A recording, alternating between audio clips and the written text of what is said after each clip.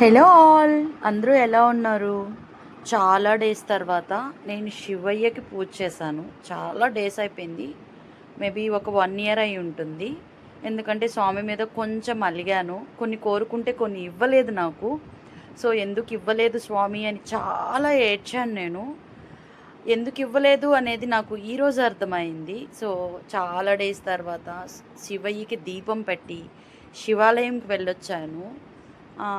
దగ్గర దగ్గర ఒక 6, 7 మంత్స్ అవుతుంది స్వామి మీద అలిగి. సో తండ్రి మీద అలిగితే ఎలా ఉంటుందో ఆయన చూపించాడు.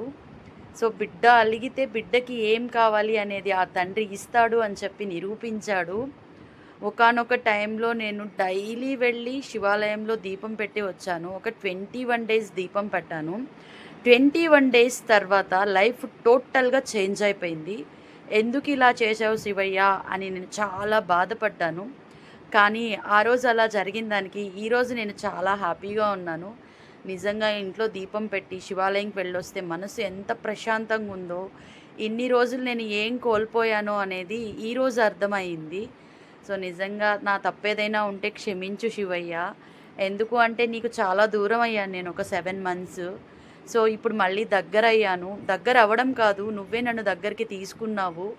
ఎందుకంటే బిడ్డలు తండ్రి మీద అలిగితే తండ్రి దగ్గరికి తీసుకుంటారు అని చెప్పి మీరు నిరూపించారు. సో ఈరోజు పూజ చేసి శివాలయంకి వెళ్ళొచ్చాక మనసు ఎంత ప్రశాంతంగా ఉంది అనేది నా మాటల్లో అయితే నేను చెప్పలేను. ఎందుకంటే ఆ ఫీల్ అనేది నాకే అర్థమవుతుంది. నిజంగా శివయ్య నువ్వు ఉన్నావు అని చెప్పి మళ్ళీ ప్రూవ్ చేశావు.